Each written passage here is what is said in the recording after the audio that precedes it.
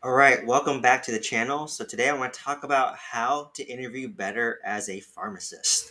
So for those who don't know, I'm actually a pharmacy director for the past 6 years. I've been a pharmacist for 10 years, and I have done a lot of interviews myself as a pharmacist. I've done a lot of interviews myself as a pharmacy director, and I've interviewed a lot of pharmacists who I want to work at the hospital that I'm directing at. So, because of that, unfortunately, whether I like it or not, I had to get really good at interviewing. And believe me, I was not good at interviewing. They do not teach you anything about how to interview. I finished pharmacy school at 23 years old, had no self confidence, no self esteem, no life skills, barely worked during pharmacy school, and I barely had any, job experience, to be honest, after graduating. So obviously, I was not great interviewing.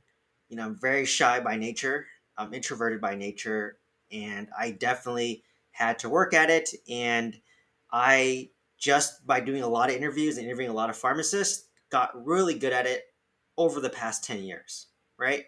So, just as a disclaimer, I was not good. I remember doing my first interview for a pharmacy director position, and literally, it was a panel interview of 9 people. And panel interviews get very awkward because they have a set list of questions they must ask, and they usually go one by one, right? So the first person will ask a question, and after you answer the question, there's like a 3 minute pause as everyone writes down your answer and they're grading your answer. So it gets kind of awkward, right? Like you're literally sitting there for 33 minutes. When you're being interviewed, it feels like an eternity, and you're just constantly reevaluating what you said and having all this negative self talk about, oh, I probably said this the wrong way, or I probably sound so stupid right now. There's a lot of things going on, right? And then the next person asks a question, you answer, they write down your response, 3 minute pause, and once again, you're going through all this negative self talk, right? And the funny part was during that 3 minute interview, or pause period, I was sitting on a those computer chairs that swivel, and literally I was swiveling left and right constantly. I didn't even realize I was doing that. I was literally swiveling left, right, the whole 1 hour panel interview. And another thing I did was I brought in a 1 liter bottle of water because when you talk a lot, your mouth gets dry. Maybe you get nervous during interviews, which creates a dry mouth. So I literally brought in a 1 liter bottle of water. And after answering the question, and when they were waiting or writing their response, and I was waiting, I would literally open my bottle and chug it, right? And I would chug it to the point by the end of the 1 hour interview, I drank 1 liter of water, right? So I didn't even realize I was doing that too. So, and on top of that, at that time, I wasn't very good at, upselling myself. Like growing up Asian American, we're taught to be very humble. We're taught that we can always improve. And, the downside of that is you don't have much self confidence, you don't have much self esteem, and you don't know how to sell yourself, right? Like I'm just inherently was terrible at trying to sell myself, and it just sounded too cocky, too arrogant, and just very unnatural for me to like talk great about myself. Like, oh yeah, I have this experience, I did this. Like honestly, I didn't feel like I was even worthy of the position, and but I was there interviewing. So, finished my interview, and I just remember the regional director of pharmacy. He kind of debriefed with me afterwards. He's been a pharmacy director for at least 10 to 15 years, probably twice my age, in his mid 40s to early 50s. And, he kind of sat me down and was really honest with me, which, I really appreciate it. It's definitely hard to hear at the time, but he just said, Stephen, I thought you did great during the interview. You answered well, but your body language gave off a very nervous and anxious tone or feel, because the whole time during the interview, you're swiveling back and forth. And keep in mind, I didn't even realize I was doing this. And he also mentioned that you drank water constantly throughout the entire interview, and it can be seen as a nervous tick, right? Like, you may not be nervous yourself, but you drinking the water, you swiveling in the chair, can be seen that way. Because, a lot of communication is nonverbal, right? I think verbal communication is 30% of the message, 70% of the message is nonverbal. So I just said, oh my God.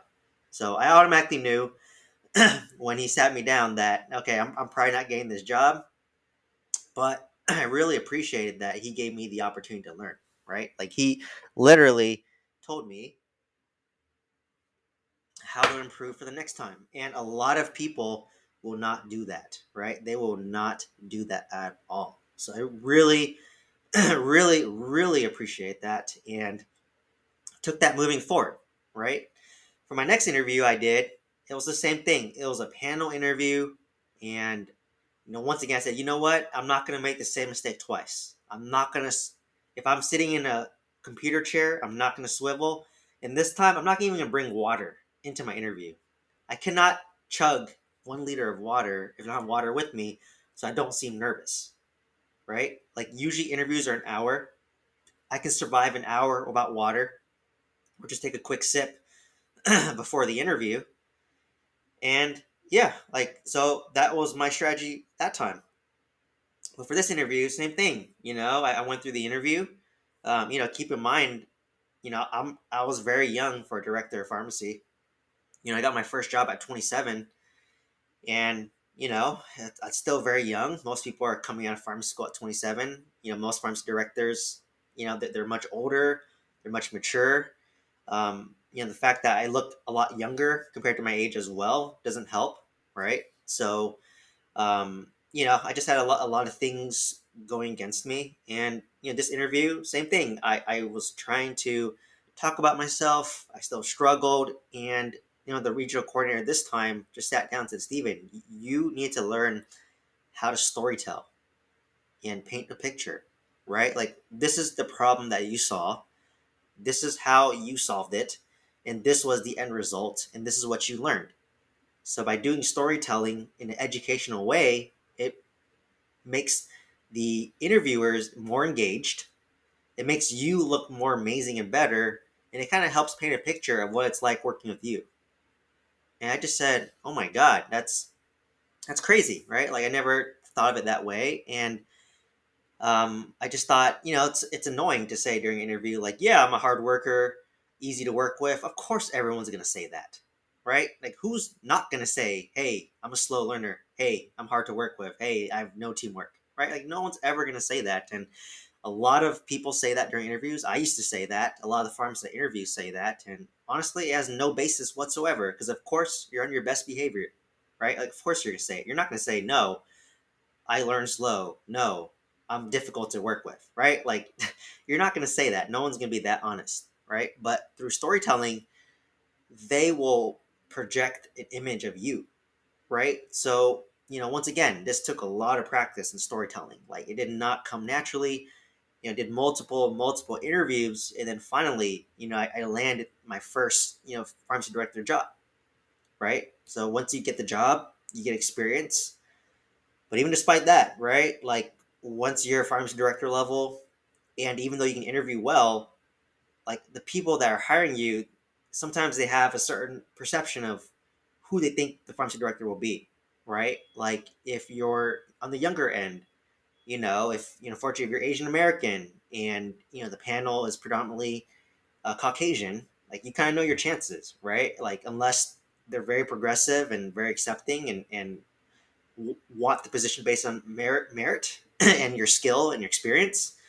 But sometimes you can't overwrite that. Like, I experience that to this day, right? Like, you're not supposed to, but you just can kind of look at, when you think of a pharmacy director, you're kind of imagining a certain type of person, and you kind of like hiring what's familiar to you, right? So it's an unfortunate bias that you have to come over, but the key is just to keep on learning, and eventually you'll get your right opportunity.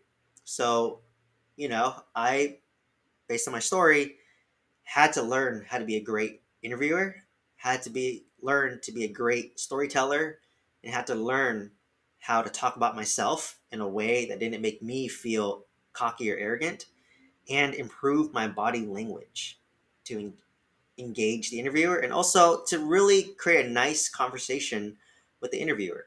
So that's that. And a lot of pharmacists, right?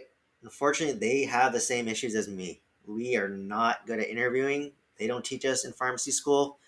A lot of pharmacists, we're introverted, we're shy, we're humble, reserved.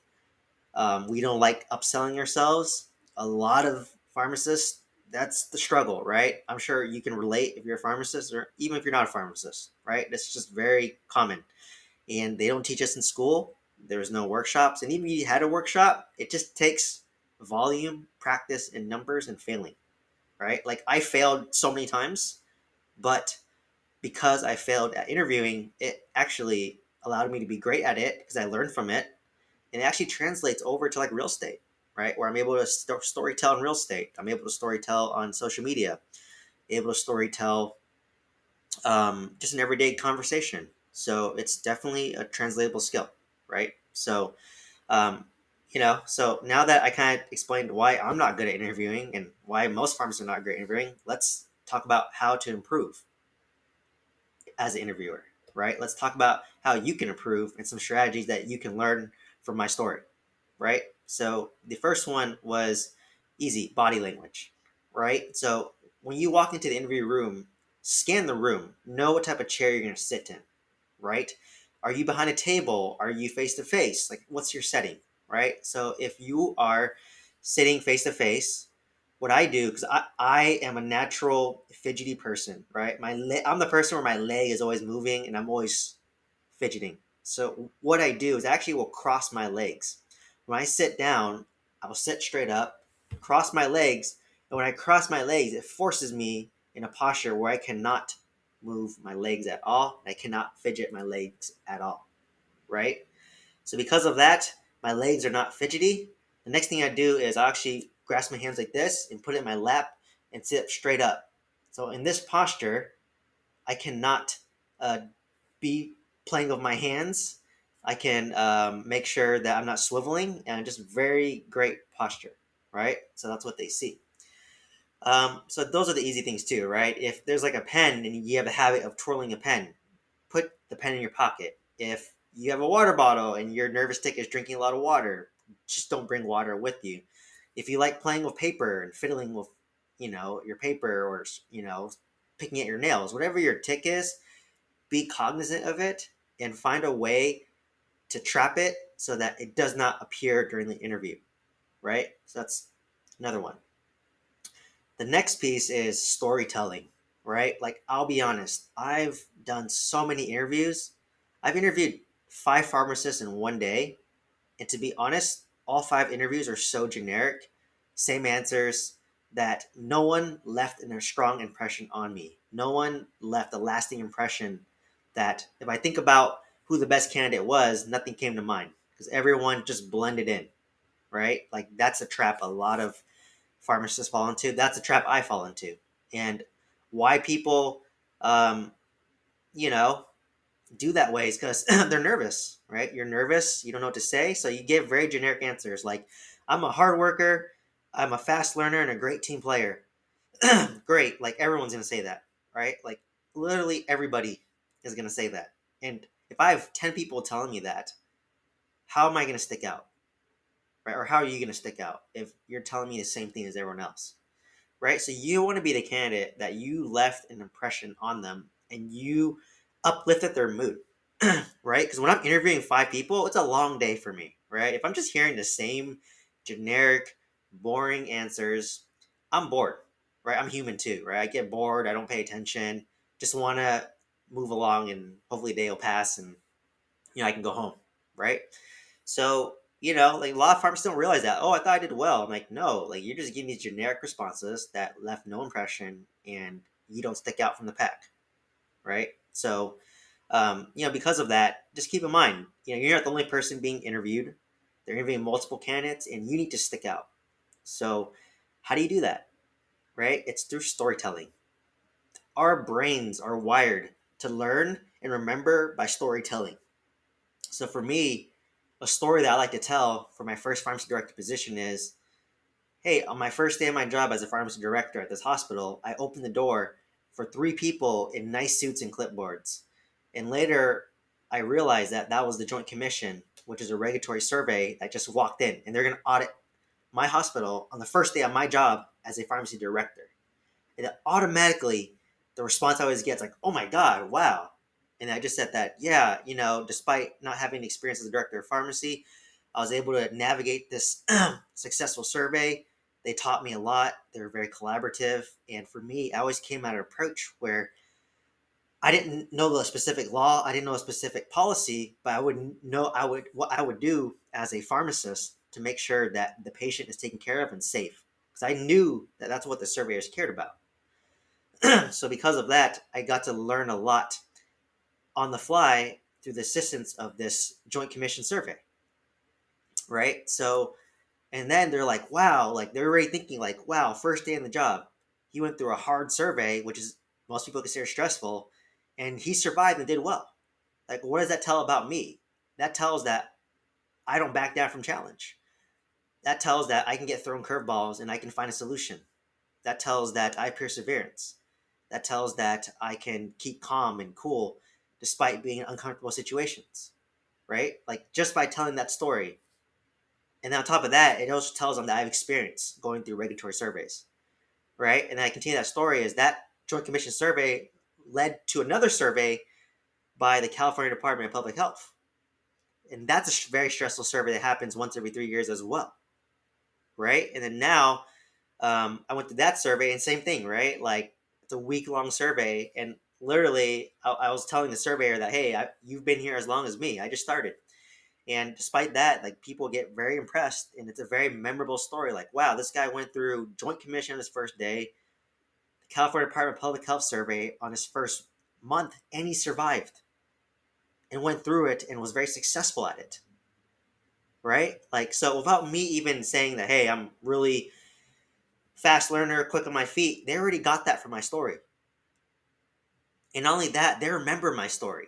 Like, oh, you're the guy who survived that Joint Commission survey. You're the guy who survived that crazy survey in his first month on the job, right? And even to this day, like even my current employer that hired me, they still bring it up. Like, oh yeah, like hey, remember when you went through that? Like they still remember it to this day, right? So that's the power of storytelling because our brain is trained to put things in stories to make it easier to understand, right? So when you start to tell a story, that is when you start to engage your interviewer, and when your interviewer is engaged, they like you more and you stick out, right? You start to stick out, and that's when you leave a strong impression, right? That's how you do it. That's how you stand out amongst the five other candidates, right? So even if I don't get the job, right, they'll still remember me because of my story.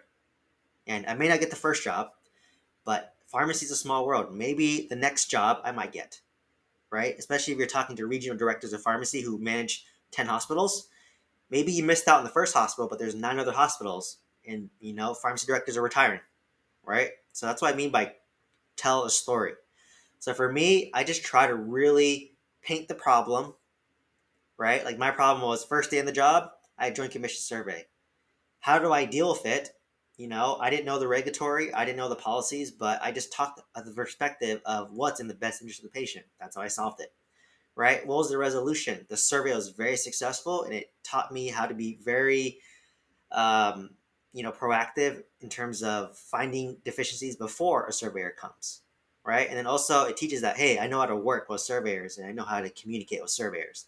And I've been through multiple successful surveys, right? So just by telling a story, my interviewer is already perceiving all these ideas and skills about me, right? So the key is find a story that's very memorable to you, paint the problem, how'd you solve it, what's the resolution, and that's how you leave an impact, right? So I translate that skill very well into real estate. I translate that skill very well into social media, right? So it's a translatable skill that I have from pharmacy into real estate and into social media. So get great at storytelling, and it's okay if you suck, right? Like I kept on repeating these stories over and over again, and every time I do it, I get better and better, right? You can't expect to be good on your first time trying. but you can expect to be a little better by the time you did it 100 times. So that's key, right? The next thing for interview is you want to ask engaging questions. So the question at the end that every interviewer will ask, including myself as a pharmacy director, is, do you have any questions for me? And a lot of pharmacists say no. But that is such a huge waste of an opportunity, right? This is basically a free pass to ask about anything to get as much information as you want. So let me share with you the 3 questions I always ask, right? I always ask this and how I leverage these questions to make myself look better, right? So once again, they get bored. They're sitting there listening to you talk all day. This is their chance to talk and your chance to learn about the job, to learn about them, to learn about the culture of the pharmacy. So my first question is always the softball. What do you like about the job? Right? A lot of times, you're interviewing, they'll share, right? They'll say, you know what? I really love the culture here. Everyone's very friendly. It's a family here. We have a great relationship with nursing. We have a great relationship with the medical staff. We're very progressive in terms of what we do. And it's a lot of growth opportunity. So what happened right there? You just got a bunch of informational nuggets that now you can use. And you can say, oh, hey, so for example, if they said, yeah, like it's a very progressive pharmacy. And then at that point, you can bring up, like, oh, hey, like when I was working at this hospital, we had a very progressive pharmacy model as well, right? Like we had ER pharmacists, we have an ICU pharmacist, we have an infectious disease pharmacist, we have a decentralized pharmacy model, we had a code blue, we had pharmacy residents. And when I was there, I really enjoyed that environment because I got to learn a lot from my colleagues and I had a lot of growth opportunity. So it's very exciting to me to hear that a lot of those things are at this hospital, right? So now you're saying that, hey, I had experience in this type of environment and I actually like this environment, right? So that's the hack, right? Or if they say, you know what, I like how there is growth opportunity, right? And I can just say, like, oh yeah, like kind of the downside of my current job is, I just feel very stagnant. There's no way to move up. The pharmacy management has been there forever, and there's just no opportunity to move up. And they don't really foster and educate you and kind of groom you and mentor you to move up. But it sounds nice that there's a lot of growth opportunity here, and that a lot of mentorship opportunities given for those who want to move up, including myself. Right? So you just give an example of how you relate to what they like about it, and then reinforce how you like it too, and that it would be a good fit for you, right? Because when you start agreeing with the interviewer, they feel heard, they feel seen, and if they feel heard and seen, what does that mean? They like you, right? So that's the hack. The next question I like to ask is, and this is my golden question. I mean, honestly, I should probably sell this question for thousands and thousands of dollars, but here it is. What would make someone successful in this position? Oh, I love this question because they will tell you exactly the traits of someone they're looking for. And that is your opportunity to reinforce how you have all those skills for this job, right? So, example, they'll say, we need somebody who is willing to um, go out and talk to the staff and not sit at their desk all day, right? I hear that. I just said, oh, yeah. And I go back and tell a story. Said, yeah, when I started my first director of pharmacy job, first thing in the morning I do before I went to my office was I'd walk through the entire pharmacy and just greet the pharmacy staff and just say, hey, how are things today? This was their opportunity for them to bring up any issues to me. This was my opportunity to identify any issues and to kind of learn about stuff. And this was my opportunity to build a relationship with my staff. So I said that I would go in there. And I would say in the beginning, they kind of were awkwarded out by it because in the past, the prior pharmacy director would only go out to the main pharmacy when there was an issue, when there was a problem, or someone's in trouble. So anytime he walked out, it was associated with a negative connotation. But once they realized that I was walking on a daily basis just to kind of check up on them and help them with any issues and resolve any problems, that's when they started to feel more comfortable and actually liked it when I came in, right? So I would tell that story to reinforce that I have that trait of someone who's very hands-on engaged and willing to leave the office and hit the strong point of that position. The next one might be, oh, we need someone who's very collaborative with nursing and medical staff, right? And I would just say, yeah, makes my job as a director of pharmacy much easier if pharmacy has a great relationship with nursing, if pharmacy has a great relationship with the medical staff. And this is what I've done in the past. So I gave an example, like this is how I worked with a nursing director, and this is a project that we worked on, and this was the result, and this is how happy they were. This is a project I worked on with a medical director. This was the reason why. This is what we did, and this is the outcome, right? Like the medical director came to me and said, "Hey, Stephen, you know, we don't like how these antibiotics are running on for 14 days." And I just say, okay, hey, like let's look at the new guidelines. There's a recommendation for a 5-day antibiotic stop. Let me draft up a document, collaborate with some infectious disease providers, and present it at the respective committees for approval. And let me send you a draft. Is that okay? Right? So I basically just reinforce that I have all the traits of someone strong, and I also told them another story about myself, making it even more memorable for them. Right? So that is like my number one question, and that's usually how I know if I get the job or not already. Right? When you start asking these questions, you're answering it. If they're starting to be like really engaged, really happy, smiling, cop mirroring your body language, that's when you know you got the job. Right? But if they don't, if they kind of seem indifferent to your responses, despite you telling a story about how you have the traits of someone who will be successful in this role as told by the interviewer, if they're not responding, then maybe your chance is not as good, right? But it always gives me a clue if I know I got the job, right?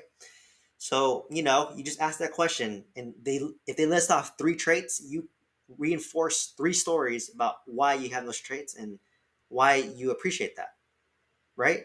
So that's another question.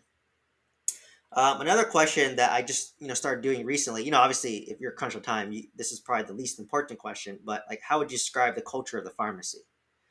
Right at this point, you're just trying to gauge, what kind of the issues are. It's kind of more of an informational probing question because at this stage of my career, I don't want to join a pharmacy that's toxic. I want a pharmacy that's very collaborative, family oriented, and they just want to do what's best for the patient. And there's a great teamwork, right? I don't want to deal with toxic environments. Been there, done that. So that's just kind of more for me to get more information. It doesn't really impress the interviewer, right? So remember, first question, what do you like about this job? And the second most important question is, what would make someone successful in this position, right? So that is what's key. So for me, I kind of view a conversation, an interview, as a cocktail social. Imagine you just met this person for a cocktail and you just try to make it very conversational. Like when you start storytelling, they're going to ask you more and more questions about your story, and it just bounces off each other. And it's a very organic conversation, right? That's why I do the best in the interviews where it's not as structured, right? The interviews where they have a set list of like 10 questions and they just ask me those 10 questions and grade me. I don't do well in those interviews because it's very awkward. It's non-conversational.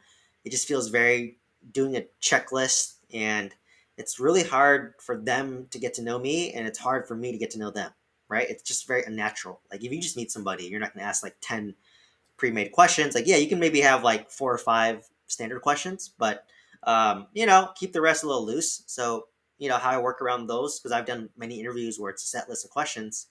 Residency interviews are pretty much set list questions. So what I do is at the end, when they ask any question for me, that's when you kind of strike up the more casual, conversational, get them more engaged in it, because they're bored, right? It's a long, boring interview. So that's what I kind of did. So hopefully, you learned from my experience as a bad interviewer starting off. Hopefully, you learned from my experience as someone who went through many interviews, and hopefully, you learned from my experience as somebody who interviews pharmacists. Right? Like, if you can take my strategies and tactics, I think it will increase your chance of success of getting a job, or at least giving you a clue of, what, you can interview the best you can, and sometimes people just don't like you for whatever reason. They already have an internal candidate they want to hire. Maybe they just have a set mindset of who they want to hire, right? And you may not fit that mold. It's okay, right? But if you at least put your best foot forward, and despite that struck out, it's okay, right? Like that's probably not a good fit for you too. right? If that's the way they do business, right? If they don't hire me because, I'm Asian American, I'm younger, I don't want to be there, right? I want to be at a place where they actually appreciate the fact that, I'm, Asian American. They appreciate the fact that I'm younger. They appreciate my progressive leadership style. That's where I want to be, right? That's where the environment I want to be in. So it kind of weeds out employers as well, right? So it's really okay just to be yourself. Story tell, put your best foot forward, and if you strike out, then move on, right? It's okay. There's many other jobs out there. You did your best, and the worst case is you got better at interviewing, right? So don't feel discouraged. And this is coming from a guy who I got rejected a lot, right? And I got beat by people who have less experience than me, don't communicate as well as me, and have fewer certifications. I have everything on the book, but they still got the job. Like maybe it was an internal candidate and they knew the hiring manager. There's a lot out of your control, right? So don't take it personally. Just put your best foot forward, and just learn from your mistakes, right? Like you can always tweak and fine tune it, and eventually you'll find an employer that appreciates that, and that'll be the great environment for you, right? That's what I've learned too. Like if I got rejected, like I already know, like yeah, that's not a good fit for me. Like obviously I wouldn't fit in with that leadership team. If they're all like in their upper 60s, and predominantly Caucasian, like what's the chance of you hiring someone who's Asian American in the 30s, right? Like I stick out like a sore thumb, and nothing personal. It's just what the vision they have as a director. I may be just as qualified, but it's just what you have to deal with, and move on, right? Like life isn't fair, but you can turn the table in your favor, right? So that's kind of the key message. And by being able to storytell, by being able to notice your body language and notice the interviewer's body language, if the interviewer is mirroring your body language, they like you, right? So what I do is I'll smile and nod my head. And if I see them smiling and nodding their head at the same rhythm and pace as me, they like me, right? So my chance of getting that job is increased. And last thing is you want to ask engaging questions, right? Like you want them to leave the interview feeling good. Like, hey, I really like Steven. I really like you. I can imagine him fitting in. I can imagine talking to him on a daily basis. He seems very enjoyable to be around, right? So that's all you can do. So hopefully you found value from this video. If you like content like this, please put a comment down below, and I'll be happy to make more content like this. Thank you so much. Goodbye.